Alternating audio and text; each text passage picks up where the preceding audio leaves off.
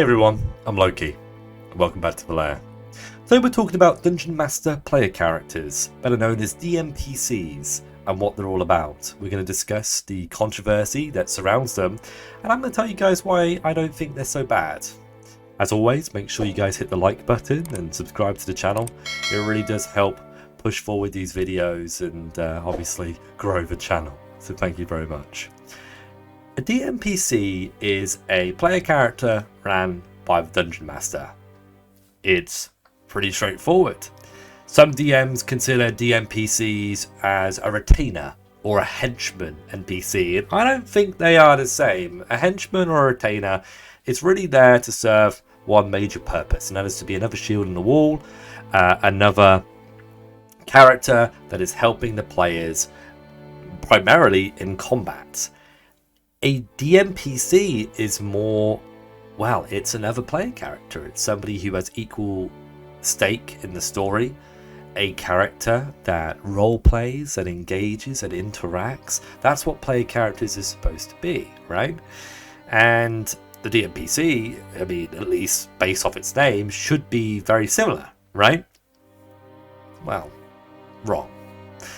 And there is a big controversy around Dungeon Master player characters. There are many horror stories out there, and before I started doing what I do currently on the channel, my original purpose for this channel was actually to do horror stories, and I ended up kind of graduating from horror stories and going straight into Dungeon Master advice and stuff like that.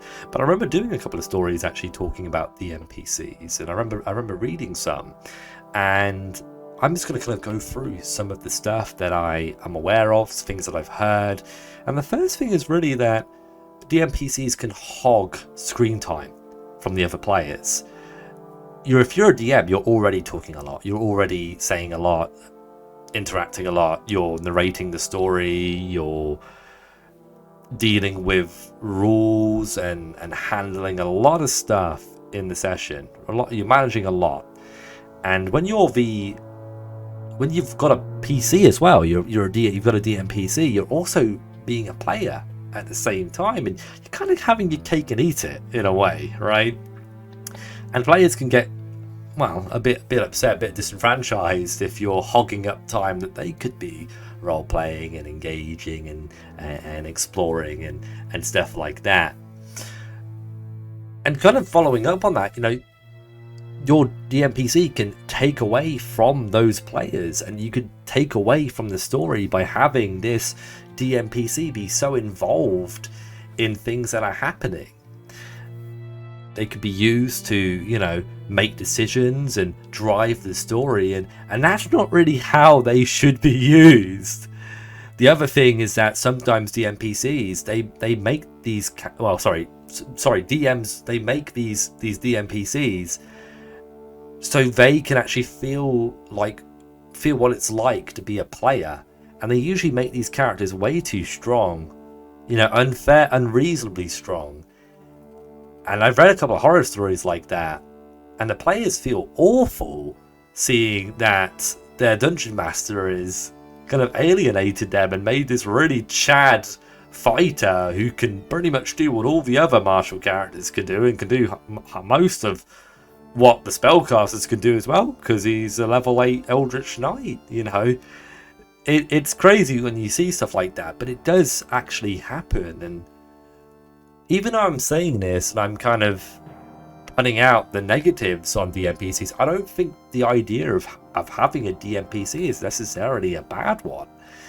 They can be very useful for strengthening a party for a bigger challenge, especially if you have players who are missing a couple of games. Maybe you got a guy on holiday, he's gone on holiday with his wife and kids, and you need a bit of extra muscle, so you're gonna make a 5th level fighter. That's not a bad shout, and you could give that person that character personality, and give them a lot to them that makes them interesting. You can have them role playing and really being a part of the story.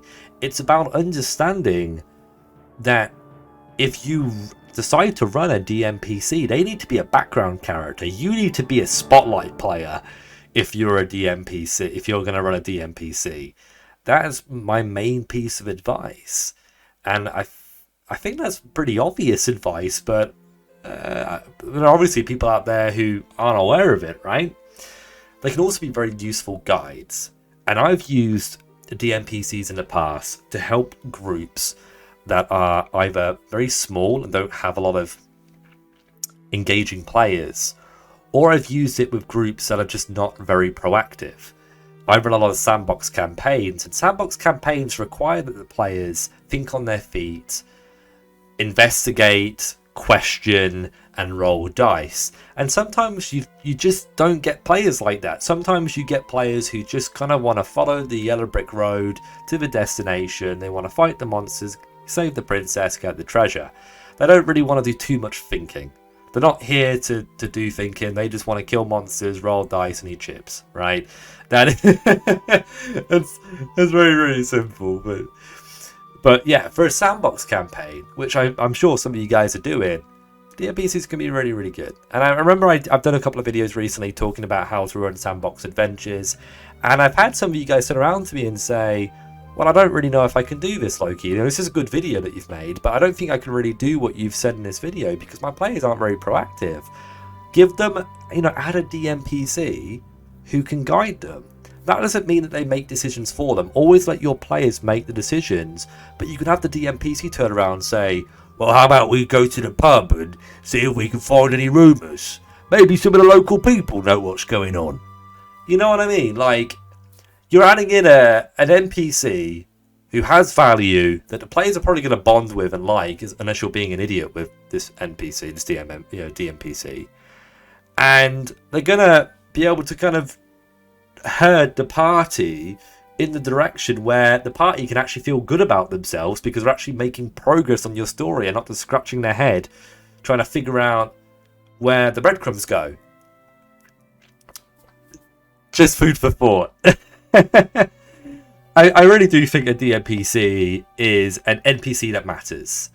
And in my games, when I introduce these very big NPCs, my players go, oh, it's a DMPC.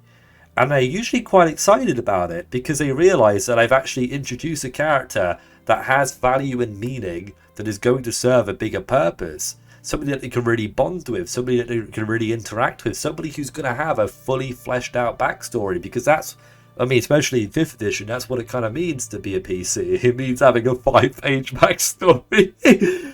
I don't allow more than like 2 paragraphs at my table, but I know some DMs who want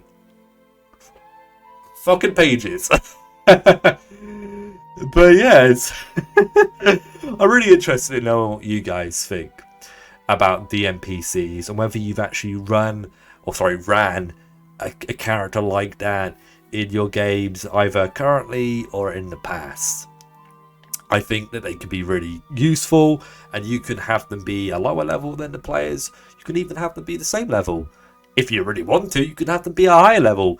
It's all about the way that you represent this character and what their value is. Why are they here? Are they here just so you can roll dice and be a player in your own game?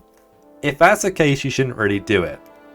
But if you wanted them to be like a mentor, like the master of an apprentice wizard who is going on an adventure to help the party with a bigger job, that can be very, very interesting. Just don't have this wizard, this powerful mage, completing stuff very often. Maybe once in a blue moon, so the wizard seems like they're useful, like they managed to decrypt the glyph on the door that the party would have never been able to solve, but the actual challenges that the players could do and could solve, they should be doing. Thanks for watching this video.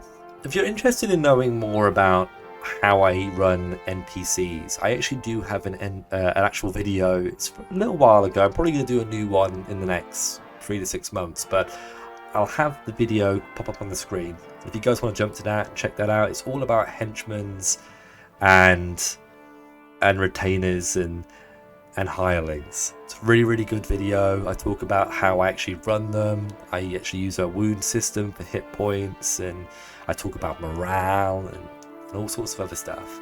So check it out. Thank you very much. I'll see you guys next time on Loki's Lair. Until then.